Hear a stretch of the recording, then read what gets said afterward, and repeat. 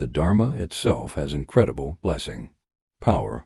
So when an animal hears the teachings, even if it doesn't understand them, the merit of hearing the Dharma may bring it to a better rebirth.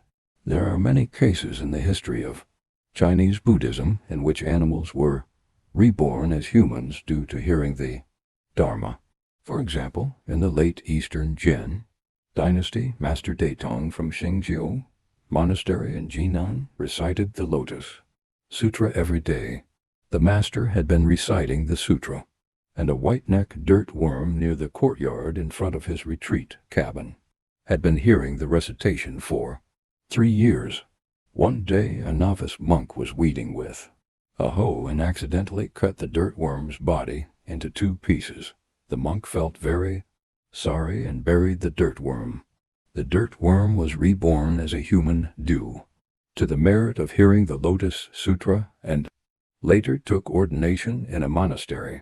Although he was illiterate, he could fluently recite the Lotus Sutra. Whenever he was free, he would recite the sutra, and this recitation continued for more than 30 years. Later, when he heard that Master Datong had passed into parinirvana, he thought it was time for him to leave the world as well.